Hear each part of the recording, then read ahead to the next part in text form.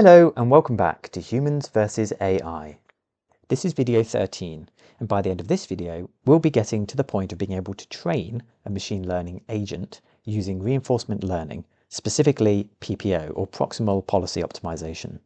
We've gone a long way already in this series by creating a game, and we've created a lot of the skeleton framework required for wrapping the game in a reinforcement learning wrapper and being able to use that for training. We haven't got quite as far as to actually be able to train a model yet, but by the end of this video, we will. So let's get cracking.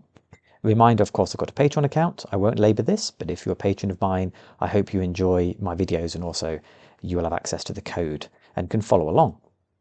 Right, we'll go straight then to my IDE because this will be quite a long video. Right, let's run through what's happening and what's changed. Briefly talking about what happened in the last video, just to set some context, but I will do this in about 60 seconds. We had a class called PPO, which in a minute I'm going to make a point of saying I renamed it, but for good reason, but we'll get to that in a minute. The point is the class is here still, the same class. And we created two methods, reset and step, and in the last video specifically, we built out calculate reward.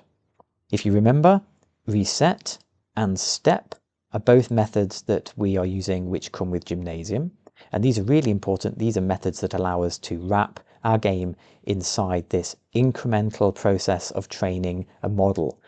By using step, we can basically run our game state forwards a notch, because this will run with will loop continuously, the step method, and we'll be able to affect the game state, update what it should be doing, get an action from the machine learning model, convert that into a reward so that we can basically help the model learn what it should and shouldn't be doing, and return the necessary information which the library requires.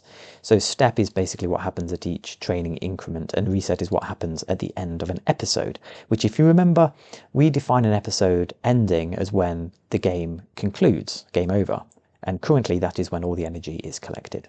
So hopefully that's a good review of what happened. And last video was specifically on calculating the reward. If you remember, the reward is calculated based on the cumulative distance from a given energy point. So we add up all the energy points, distances from where the player is, and that gives us what I really call an energy density or energy signature for the position of the player. We do the same again for where the player intends to move to based on the model's action. By comparing the two, we know which way it's going and whether or not the energy signature is going up or down. If it's going up, it gets a positive reward. If it's going down, it gets a negative reward. And that's because if it's going up, it's moving closer to the general area where energy is. If it's moving down, it's generally moving away from the energy and therefore gets penalized. To avoid journeys being optimized for not collecting energy and for taking long routes, we have a long journey penalty, which subtracts from the score, from the reward score. And then finally, of course, we have a very sizable reward of 4 coming to the player if they collect energy. And that's to stop the model learning that the optimum solution is actually hardly ever to collect the energy. It's to just go around and make the most of the energy density shape. What can sometimes happen is it can circle the energy before eventually collecting it somewhat by chance. What we want an incentive for the player to collect the energy, which is why it gets a big reward of 4. Now that is a big reward. I know it's arbitrary at the moment, but it is a big reward, and we'll see that when we get into visualizing the reward landscape.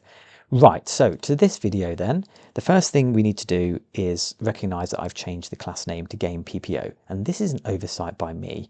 When I was refactoring the code to get it ready for presenting in a video like this, I was renaming the class to something I thought was more sensible, like PPO, when of course we're already importing a class PPO up here from stable baselines 3, so we had a conflict, like a namespace resolution conflict essentially. So I've renamed this class to game PPO, so just be aware of that.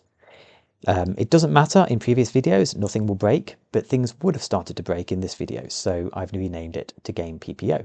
So when we do eventually instantiate this class to begin our training, we'll be using game PPO. Okay, so that's that. The next thing is I've imported NumPy. So up here you can see I've imported NumPy. Now this might sound familiar, surely haven't we done this before? Well, we did it before in main, where we had to use NumPy to flatten the game state and convert it into a NumPy array, if you remember, as part of getting the game state, because we know, thinking ahead, we know we're going to need a NumPy array for the machine learning. Well, unsurprisingly in PPO, when we look at introducing the training loop, we're going to need NumPy as well. So that's why we've imported it here. So that's the second change. Okay, next thing then, I'm going to move down here and we're going to look at some additions to the constructor. Most importantly, we're going to look at this here, which I've highlighted. If other stuff, by the way, looks new, fear not. We'll go through the new bits as we go through this video. But for now, let's concentrate on these two bits because they're really important. You see they've been labeled action space and observation space. So for Gymnasium to work, it needs to know what is it we're trying to train the model output to be. And that's called the action space. What action are we trying to get the output to be? For us, in my game, it's going to be one of 4 possible discrete options: up, down, left, and right, encoded, if you remember, as 0, 1, 2, 3. And this is where that information comes from. You might be wondering in the past, well, how does the model know to create 0, 1, 2, and 3? This is how it does, because we're defining what's called action space, which is a variable that we do need to create within pipenv. So this is necessary. The naming, it has to be action space. And we're saying it's a discrete value of length 4, which will be necessarily 0, 1, 2, and 3. So that's how it knows. The objective is to create an output of a single integer between 0 and 3. And as you know, we encode that in constants eventually here. And we've talked about that previously, but we won't get into that again yet. Not now anyway. So that's what we have to do. That's necessary. So you have to do this to use not stable baselines, to use Gymnasium. If you were creating what we're creating, which is a custom environment. The next thing is this bit here. We've got to create an observation space. So we've created the action space, which is what the model is putting out. The observation space is what's going in. So we have to create what's called a box. Well, it doesn't have to be a box. A box is actually one of the method types that you can create.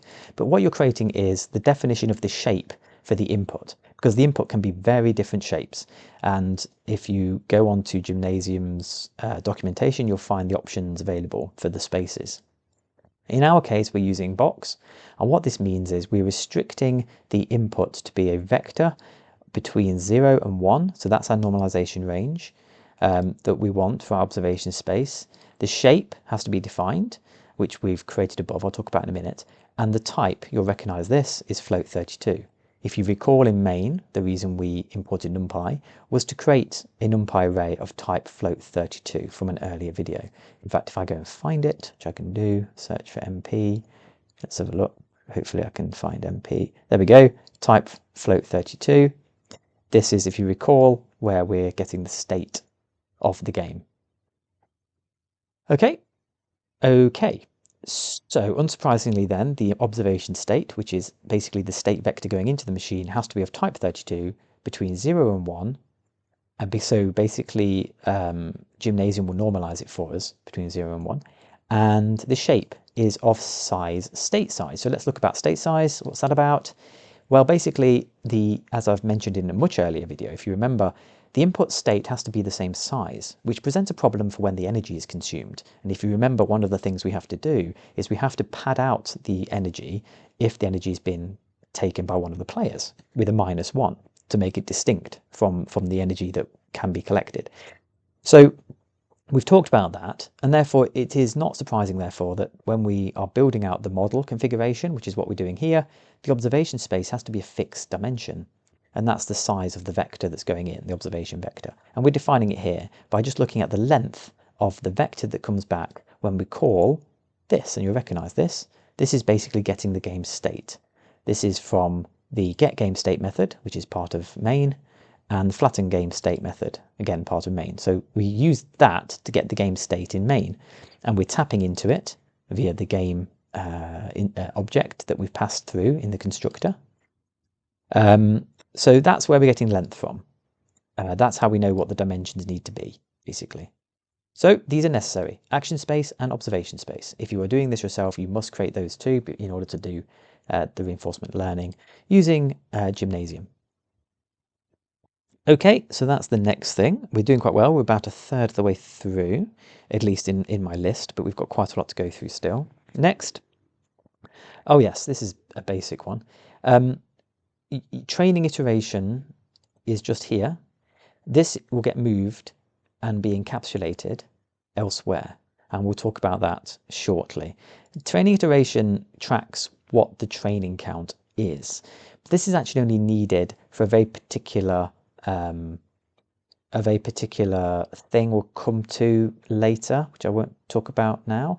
So I'm going to delete it. We do need it, but the scope is unnecessarily broad. We've got it within game PPO class at the moment. It actually can be more refined. So that's the reason I've deleted it. I just wanted to mention that we still need that, but right now we can remove it. Okay, what's next? Oh, the next thing I did is constants. So just briefly staying here with the constructor, we've got delta time. If you remember, delta time is the time between frames, which Arcade gives us when the game is playing, which is what we use to make sure that the animation and therefore the rate in which the game is played doesn't vary depending on the performance of the computer and therefore the frame rate. It's actually based on real time, and Arcade gives us that. But in the training loop, we don't have that from Arcade, so we can define what the time interval is between frames of the game, and we call that delta time. We're using it in various places, and what we've done this time is before in the last video this was set to 0.2. Actually it was 0.1 as a placeholder. Now what I've done is I've set it equal to a constant. So if we go to the constants file, we'll see that we've got, hopefully, delta time. There we go. It's now a constant, so we can simplify and also make changes to change the game's behavior and the training behavior. Okay, so that's the first thing. What else do we have? Yes, and whilst we're on the subject of additional constants, this has grown a little bit, so I want to talk about the constants file a little bit more. We've now got a training parameters section which defines a few constants which are used in the machine learning training. We've talked about delta time, which is the time over which we wait between the increments that we're going to run the game at, 0.1 seconds in this case, between steps during training. Then we've got something called gamma. Gamma is a parameter used in reinforcement learning. It refers to, and I've written a note here, essentially long-term thinking. The bigger the number, the more longer term the model is going to try and think in looking for its reward. So if reward is long in coming, you need a bigger number. 0.99 I think is default, and it typically varies between 97 and 995. So I've kept it at 0.99, but I've parameterized it because later on we're going to want to search the parameter space for an optimum model, and we're going to want to be able to control this as a variable. The next one is rollout length, which we're going to come and use in a few minutes. It's going to be one of the arguments that we need to provide when we set up the PPO model. What is rollout length? What does that even mean? So a rollout is the number of training iterations in reinforcement learning. It could be PPO specific, I can't remember, but it's the number of iterations that you go through before you stop and you train the model. You update the weights, basically. So the game will run for 2048 steps, being rewarded or penalized throughout the entire time.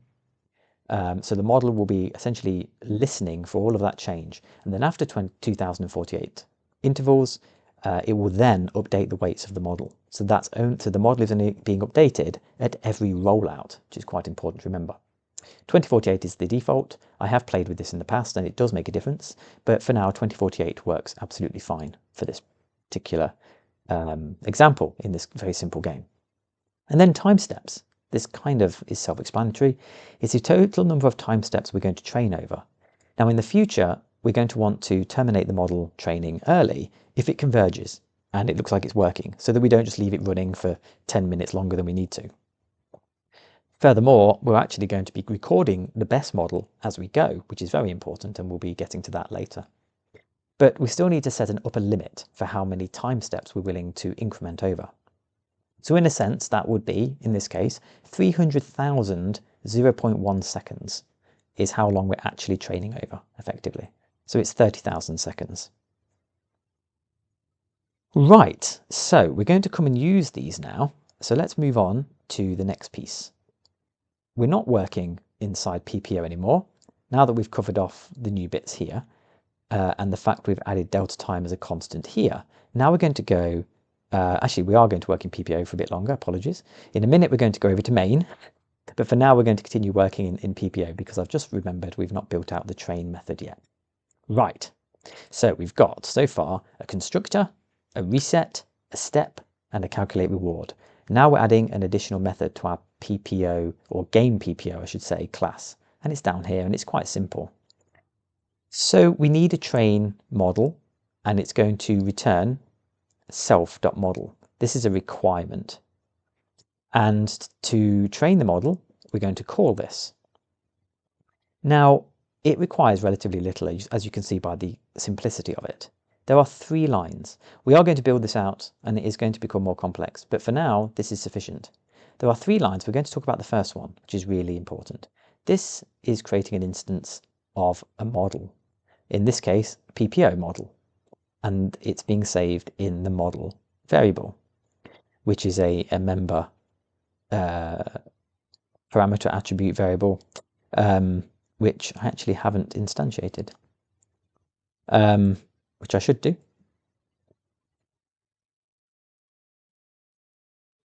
State equals none for now. Okay, bit of live coding. But yes, so if we go down to model again, here we go. So model is equal to PPO object. So we're creating an instance of PPO. It is going to be what's called MLP policy. That string defines what type of PPO we're going to use. Basically, what is the policy? Okay, without going into details of PPO, the MLP policy stands for multi-layered perceptron policy. I presume it does anyway. It would make sense that it does. It contains an artificial neural network at its heart. I think it's a 2-layered artificial neural network, fully connected network. You can have different types. For example, there can be a convolutional neural network inside instead, depending on the input structure. With an artificial neural network, which is simpler, a much simpler policy, we're actually going to run it on the CPU, which explains why device equals CPU, which you can see here.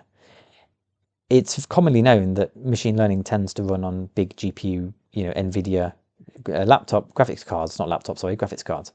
But that is true for big jobs, particularly computer vision and convolutional neural networks, which take great advantage of the parallelism of those GPUs.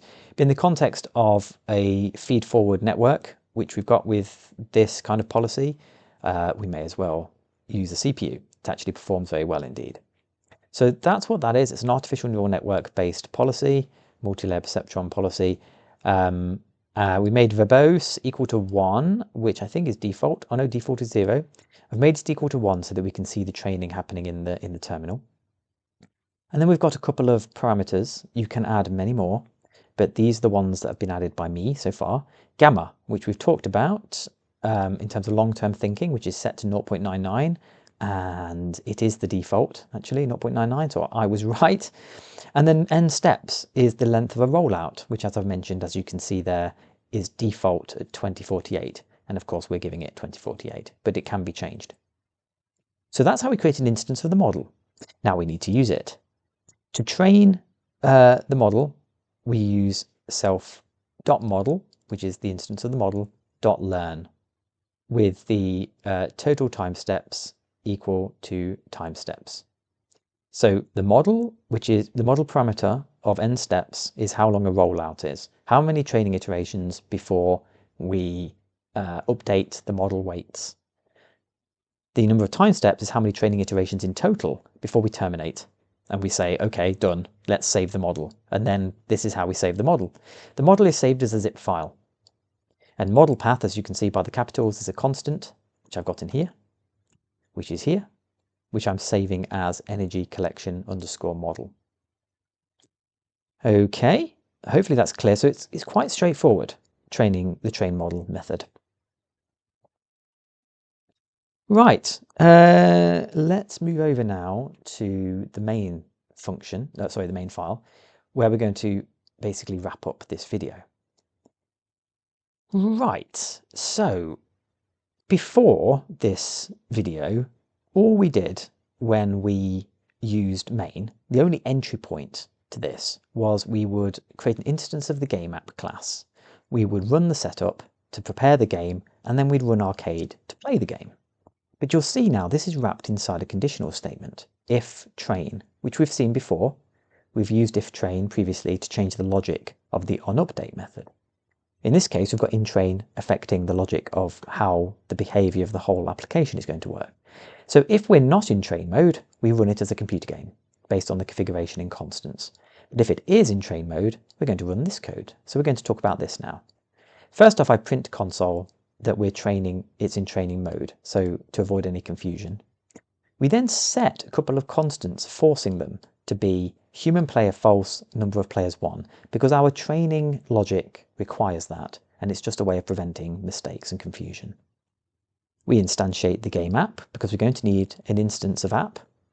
We then set it up, because the reason for setting it up, by the way, is because we're going to need to know the scale of the input vector. By running setup, we can get the scale of the input vector. You might be thinking, oh, what are you talking about? Well, if you recall, in PPO, we had to get the scale of the input vector up here, date size. In order to do so, before we run game PPO, we need to first work out how big it needs to be. Well, by running setup, we're going to create that player, we're going to create that setup, which means without going into it, we'll have run everything that is necessary for this to be able to return the correct state size. Okay, that's why we run setup. And then we create an instance. This is where we get to the point, really. We create an instance of our game PPO class. And as I mentioned a few times, and this is the first time you've seen it, we actually pass through the environment, the instance of the game app. That's being passed through because we need access to the methods, as we've seen, into game PPO. Okay, so that's created that environment. And then finally, we use one of the member functions, which we just created, called train model, to train it. That'll then go into here, and it'll then run these. So we've got two pieces of logic. We either run the game or we run the training loop. So we can run this now. We'll give it a go. So I will press play to run the Python file. I'm really hoping there's going to be no errors. Okay, good. Using CPU device, it said there. Okay, here's the thing. I don't know if you can see it, because I know that the video recording software crops the bottom off, but if I make this bigger, you can see that the terminal is producing a lot of content. This is because we set verbose equal to 1 when we went to, I forget where it was specifically, there we go. When we created the instance of the PPO model, we set verbose equal to 1. This is because I wanted to prove that training was working, and you can see it working. We're not going to go through all of these are very important. What we're going to go through is a graphical representation of this in the next video. We're going to introduce something called TensorBoard, which is how we can visualize the performance of the model training. It's incredibly useful. We're going to rely on it for the next few videos. Okay, so I'll leave it there. I won't let it complete the training, so it'll take a few minutes, but when it gets to the end of the training loop, it will terminate automatically, and we'll get a message that says training complete, model saved. And we'll have a model in a file called energy collection model. It'll be a zip file. Anyway, I hope to see you in the next video, where we're going to look at what this looks like by introducing TensorBoard. Thanks for joining me. I hope you're getting excited. Now we're getting to the interesting part, and I'm looking forward to seeing you in the next video.